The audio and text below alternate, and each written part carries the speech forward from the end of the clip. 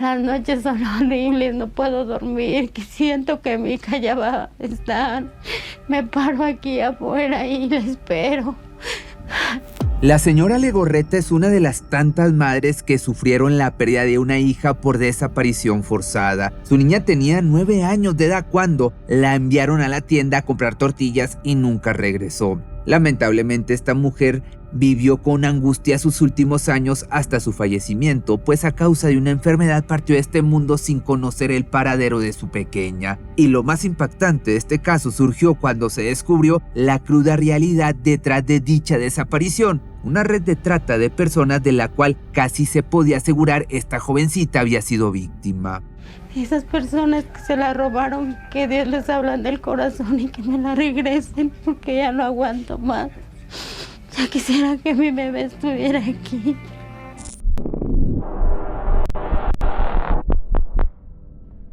Nacida en el municipio de Tezoyuca, en el Estado de México, Evelyn Fabiola llegó el 11 de abril del año 2005 a formar parte de la familia Alcántara Legorreta. Siendo la más pequeña de la casa, sus 2 hermanos mayores, al igual que sus padres, la señora Esperanza y el señor Salvador, siempre la procuraron y consintieron mucho. De hecho, fue una gran sorpresa para todos los integrantes, pues ya había pasado casi 10 años desde que los padres de familia habían decidido ya no buscar el tercer hijo. Sin embargo, cuando recibieron la noticia del embarazo, se alegraron mucho y le dieron la bienvenida con todo el amor del mundo. Y aunque los Alcántara Legorreta no tenían precisamente una solvencia económica abundante, sí disponían de lo esencial para resolver sus necesidades básicas. Tenían un pequeño negocio familiar que les daba lo necesario para vivir, tratándose de una modesta panadería en la que los señores Esperanza y Salvador ponían todo su esfuerzo. Desde hacía varios años iniciaban su día poco antes de las 6 de la mañana para preparar todo para la venta. De su hogar se hizo costumbre que se desprendiera ese delicioso aroma a pan recién horneado, convirtiendo este lugar en uno de los favoritos de sus vecinos para saciar un antojo dulce. Y aunque los hijos mayores solían poner de su parte para apoyar en el local, llamaba particularmente la atención la actitud de Evelyn, ya que pese a su corta edad, mostraba gran interés en colaborar con los pequeños detalles que hacían falta. Para esta jovencita, su familia significaba todo, incluso se llegó a decir que era muy madura para su edad, en especial después de que, lamentablemente, la salud de su madre se comenzó a deteriorar debido a la diabetes. Bajo esta nueva realidad, Evelyn no dudó en brindar amor incondicional, contribuyendo y solucionando cualquier inconveniente que estuviera a su alcance y, por supuesto, minimizando tareas del hogar a su madre, así como también pequeñas responsabilidades en la panadería. Que de hecho, una de las cosas más dolorosas para esta pequeñita era ver cómo la mujer que le dio la vida de pronto tenía días muy malos, de los que incluso debían llevarle de comer a la cama, cosa que sin queja ni protesta hacía de todo corazón. Evelyn Fabiola, por otra parte, ocupaba un lugar muy importante en su hogar. La admiraban, la amaban y a pesar de sus cortos 9 años, contaban con ella para muchas situaciones. Por este motivo, una vez que la tragedia azotó a la familia, sus hermanos y padres sufrieron desconsoladamente. Que se me la dejen por ahí, donde sea. Nosotros no vamos a hacer nada contra ellos. Lo único que queremos es a nuestra hija. La pesadilla comenzó el 29 de mayo del 2014. Esa mañana no parecía tener nada particular. Esperanza y su esposo Salvador se despertaron como de costumbre para dejar todo listo para la venta de pan. Los hermanos de Evelyn colaboraban también como lo hacían habitualmente, mientras que ella se encargaba de algunos detalles según sus capacidades. Durante toda la mañana trabajaron sin cesar, hasta que aproximadamente a las 10 de la mañana el señor Salvador mencionó que ya era hora del desayuno. Se suponía que Esperanza se encargaría de preparar los alimentos. Sin embargo, justo antes de comenzar a cocinar, se percató de que las tortillas se habían terminado. Dada la situación, decidió enviar a su hija al negocio más cercano para comprarlas. Según la tortillería, se encontraba a unos escasos 500 metros, los cuales Evelyn solía recorrer en su bicicleta para ir y venir más rápido. Y es que tampoco se trataba de una nueva actividad para ella. De hecho, dentro de sus actividades diarias se encontraba el hacer algunos mandados para sus padres, como ir a la tienda, por ejemplo. Sin embargo, obviamente nadie imaginó que esa inocente salida de casa significaría el comienzo de la peor pesadilla. Pasó un rato y le vuelvo a decir, ¿qué pasó con Evelyn? ¿Ya llegó? Y ya no me contestó. Y se salió mi hijo a asomar y mi esposa estaba afuera, en la calle, esperando, viendo hacia allá. Durante los primeros minutos de su ausencia pensaron que la pequeña se había retrasado por algún motivo sin importancia, pero tanto más avanzó el tiempo, sus padres y sus hermanos decidieron no demorar más a salir a buscarla. Les parecía muy extraño, sobre todo porque había salido en su bicicleta, de modo que ir y venir no debía de haberle tomado más que un par de minutos. El primer lugar al que acudieron fue precisamente la tortillería, que tenía su domicilio en la avenida 5 de Mayo, colonia Ejidos de Tequistlán, en Tezoyuca, en Estado de México. Vio a mi hija Evelyn, fue lo que le preguntó la angustiada madre. Llevaba puesto un pantalón azul, una blusa rosa y trenzas, fue lo que agregó la señora. Pero lamentablemente ninguno de los padres esperaba la sorprendente respuesta de esta mujer, quien daba las primeras pistas del trágico destino de Evelyn. La señora de las tortillas nos dijo que efectivamente llegó por sus tortillas, pero ya iba acompañada de un tipo.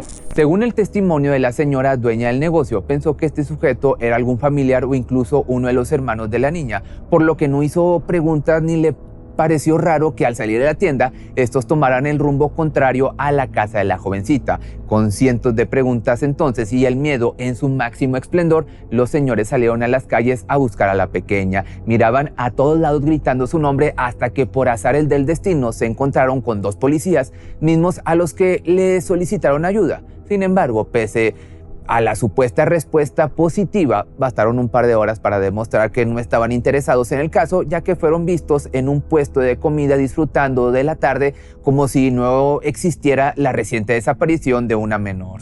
Los padres de familia no tuvieron otra opción que denunciar oficialmente la ausencia de la pequeña, teniendo la fuerte convicción de que entre más rápido actuaran los oficiales, más posibilidades había de encontrarla con vida, que es bien sabido que las primeras horas son cruciales en una situación como esta, pero lamentablemente, como en muchos otros casos, les dieron la espalda bajo el mismo argumento estúpido de siempre, y el cual ha condenado a miles de menores a la muerte debido a que no reaccionan las autoridades a tiempo. Y esta respuesta es la siguiente: tienen que pasar 72 horas desde la desaparición para iniciar la búsqueda. Como te digo, esto fue lo que les dijeron a los padres y después de escuchar estas indicaciones, quedaron totalmente petrificados, sabiendo que esperar no era una opción para ellos. Evelyn no se había ido por su propia voluntad, ni se trataba de que se estuviera escondiendo de sus padres, de modo que teniendo claro eso, decidieron ignorar obviamente las indicaciones oficiales e iniciaron su propia búsqueda por los alrededores.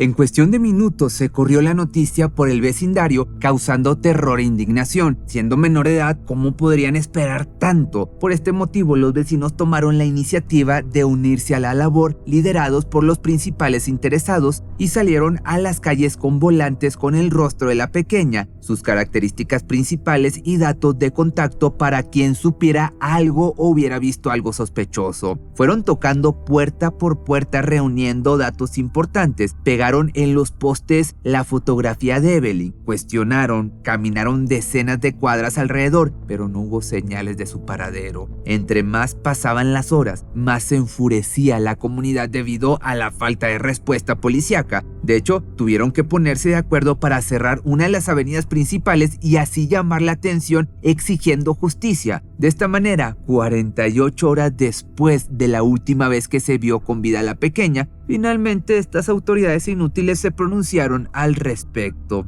Desgraciadamente, apenas acudieron al domicilio de los Alcántara, comenzaron a dar malas noticias, pues una de las consecuencias de haber tardado tanto en iniciar el protocolo de búsqueda fue debido a las inclemencias del clima. Había llovido con fuerza un día antes, cosa que, según los policías, borraba gran parte de las posibles huellas y pistas, las cuales podían haber sido detectadas con la ayuda canina si hubieran hecho su trabajo a tiempo.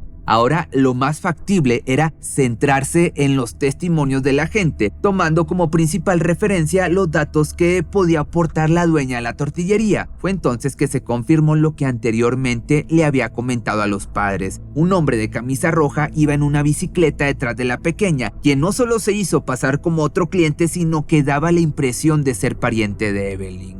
Dicha historia se confirmó gracias a otro avistamiento de ese día, en esta ocasión por parte de una mujer que atravesaba la zona a bordo de su mototaxi. De igual modo, vio a la pequeña acompañada del mismo sujeto, camino hacia el lado contrario de su hogar. Lo que en ese momento nadie había notado era que en realidad se trataba de una privación de la libertad bien planeada, pues recapitulando lo ocurrido en días anteriores, y esto gracias al testimonio de más vecinos, pudieron ubicar a ese mismo hombre rondar por las calles. ¿Qué estaba haciendo? Pues observando, buscando y detectando a la víctima ideal para extraerla de la colonia fácilmente. Por desgracia, nadie reaccionó a tiempo, pero las pistas de lo que ocurriría estaban ahí desde semanas atrás. El mismo hombre aparecía especialmente en horarios escolares, viendo a los pequeños detenidamente, quizás hasta eligiendo una presa fácil. Y pronto se identificó a este sujeto como Emanuel Tarrios Olivar, cuyo historial resultaba abrumador, dando fuertes señales del posible destino que había sufrido esta pequeña. El hecho de saber que está prisionera, que lo tiene. Se imagina a mi niña cuando tenía 9 años y que de un momento a otro se quedó solita y con desconocidos. Y es que resultó que este sujeto había intentado hacer lo mismo con otra jovencita que vivía en la colonia vecina. Sin embargo, fracasando en el intento, solo decidió retirarse de ahí sin que los padres de la pequeña, que por cierto tenía 14 años, levantaran cargos debido al temor a represalias. Su detención se realizó hasta el 7 de junio del año 2014, gracias a la cual se dieron cuenta de que no se trataba de un delincuente común y corriente cualquiera, sino que formaba parte de un grupo de secuestradores involucrados en la trata de personas, mas hizo todo lo posible para deslindarse de esta situación. No obstante, su detención vino de la mano con otras personas. Se trataba de dos parientes llamados Ivonne Ruiz Silva y Alberto Pineda, quienes brindaron información bastante siniestra, pues no se trataba de un secuestro para pedir rescate, sino de una transacción ilegal en el que recibirían o recibieron 100,000 pesos por esta pequeña. La otra parte del trato había sido llevado a cabo supuestamente por una mujer de nombre Stephanie, cuyo paradero jamás se pudo descubrir, salvo el detalle de que se encontraba en Tijuana. Y gracias a estos datos entonces, las autoridades lograron deducir que había toda una red de criminales tras el caso, sobre todo después de saber la cantidad solicitada a cambio de la pequeña, misma que estaba dentro de los rangos establecidos según la edad y características de la pequeña, como si cumplieran ciertos requisitos para decidir cuánto efectivo se podía solicitar. Luego, el grupo especializado de búsqueda inmediata, conocido como Heavy por sus siglas, se dio a la tarea de reunir tanta información como fuera posible para tratar de reconstruir el camino recorrido por Evelyn, buscando responder a las preguntas: quiénes se la llevaron, a dónde, cuántas paradas hizo en el trayecto y, ya con mucha suerte, en dónde se encontraba en este momento. Y fue así que a los pocos días del arresto comenzaron a surgir las probables direcciones en donde seguramente mantuvieron cautiva a Evelyn. Presuntamente, una vez luego de que fue privada de la libertad, la llevaron a las afueras de Tezoyuca, muy en sus límites en una colonia llamada Santa Rosa. Se trataba de una casa de seguridad en donde seguramente más pequeños han sufrido el mismo destino. Se dijo que pasó ahí aproximadamente 12 horas en total, tiempo que fue utilizado por estos monstruos para hacerle un radical cambio de imagen, siguiendo los pasos del protocolo establecido por los líderes de la red de criminales. Esta información, presuntamente proporcionada por uno de los detenidos, dejaba muy en claro que sabían lo que estaban haciendo, que tenían la experiencia suficiente como para lograr que nadie reconociera a sus víctimas, aun y cuando su rostro tapizara las paredes de la ciudad. Esa era precisamente una de las cosas más complicadas, mover a la víctima sin llamar la atención. Por eso cambiaron su vestimenta, su cabello y destruyeron cualquier indicio de que hubiera pasado por ahí. Tal vez quemaron todas sus pertenencias, entre ellas la bicicleta y su ropa, hasta eliminar todo rastro, logrando que el trasladarla a otro lugar resultara más sencillo.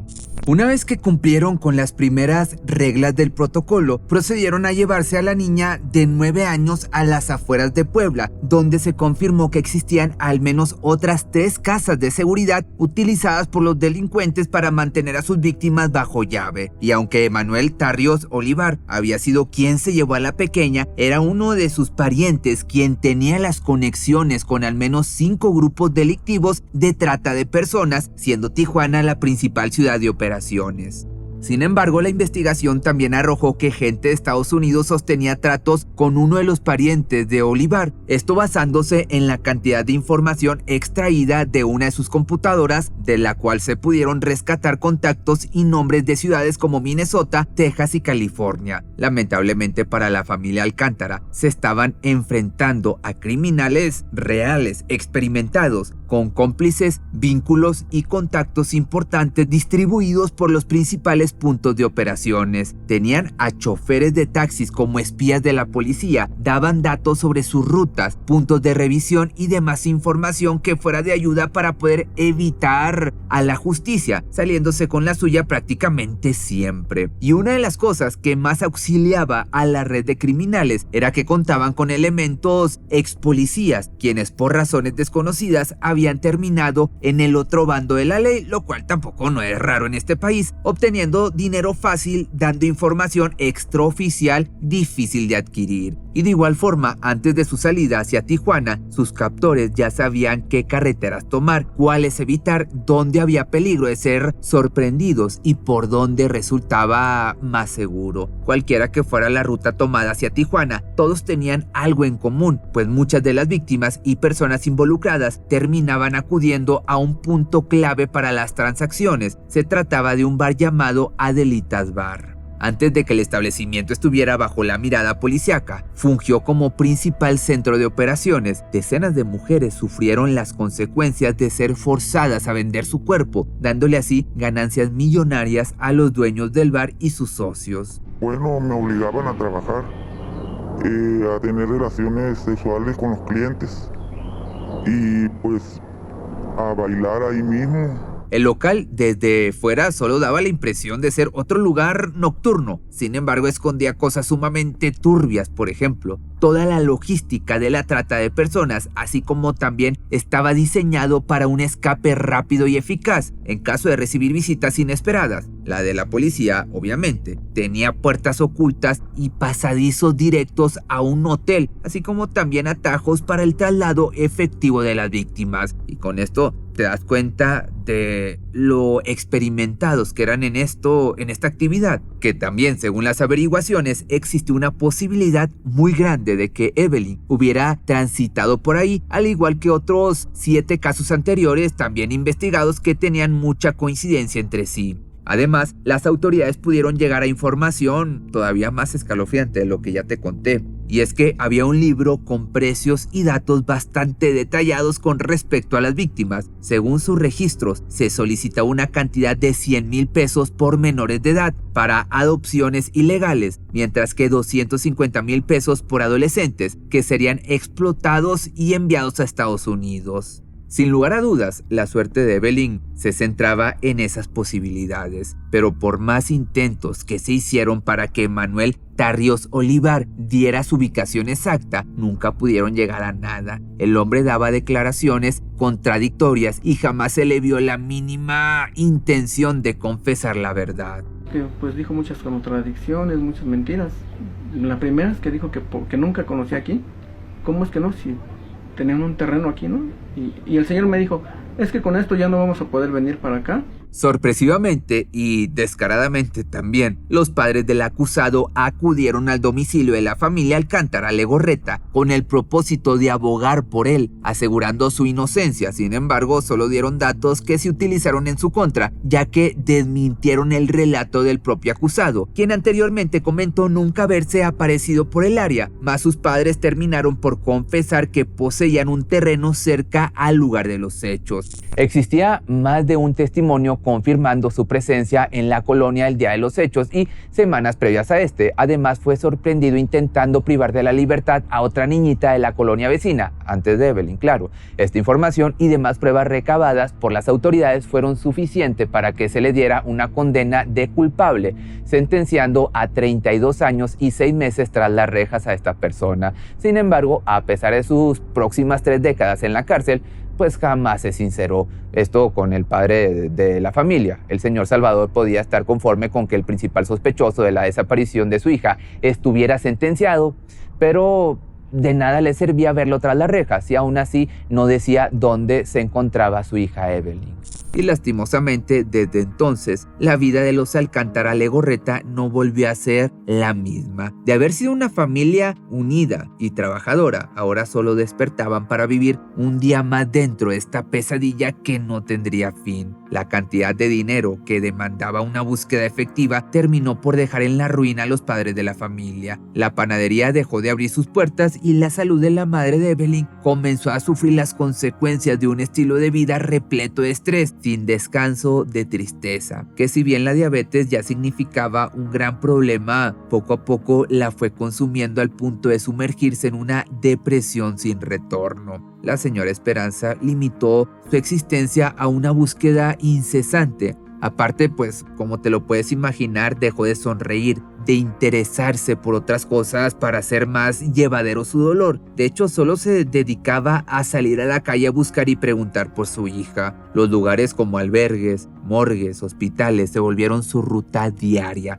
pues a pesar de todo, guardaba la esperanza de algún día volver a ver con vida a Evelyn. Y aunque en abril del año 2016 hubo una nueva promesa por parte del gobierno para retomar la búsqueda de esta pequeña, sus palabras solo quedaron en eso, promesas, pues únicamente se trataba de una respuesta rápida ante las protestas realizadas frente al Palacio de Gobierno. Querían silenciar a la familia diciendo lo que deseaban escuchar, pero no tenían intenciones de destinar dinero para la labor. Y al año siguiente también surgieron nuevas pistas sobre su paradero. Alguien afirmaba haberla visto, pero aunque sí se llevó a cabo una respuesta rápida para dar con ella, solo descubrieron una operación de trata de personas vinculada a Tijuana, de la cual se logró rescatar a 5 menores de edad, pero sin rastro de Evelyn. En esa época se extendió la búsqueda a territorio estadounidense y canadiense, ya que, pues como te he platicado, existían pruebas de que los captores habían tenido viajes para allá. No obstante, pese a los esfuerzos, los resultados siempre fueron los mismos. Nada. Era como si jugaron con los sentimientos de los padres de familia, dando nuevas esperanzas para que al final todo fuera en vano. Y es que finalmente, un día de abril del año 2018, la madre de Evelyn ya no pudo seguir más con su lucha. A causa de un derrame cerebral debido a las complicaciones de su salud, se fue de este mundo sin saber qué fue lo que realmente le pasó a su hija. Con todo su dolor, el señor Salvador prometió a su esposa fallecida continuar con la búsqueda, aún así le llevará toda su vida. En 2019, las autoridades se dieron a la tarea de realizar retratos hablados sobre la posible apariencia de la jovencita, quien en ese entonces tendría 14 años. Los repartieron por México y Estados Unidos, pero pues lamentablemente hasta ahora sigue sin dar resultados. Y desde entonces las posibles pistas sobre el paradero de la jovencita solo han servido como una falsa esperanza, como que la llevaron a Canadá con una identidad falsa y quién sabe con qué propósito. Al igual cual haya sido su destino, su padre no deja de luchar para descubrirlo y tal vez por un milagro de la vida, en algún momento poder dar ese abrazo que tanto ha anhelado desde su partida. Acuérdate que los días lunes en el canal de Pepe Misterio son las entrevistas y también está el canal secundario que lo encuentras como Mucho Más Misterios.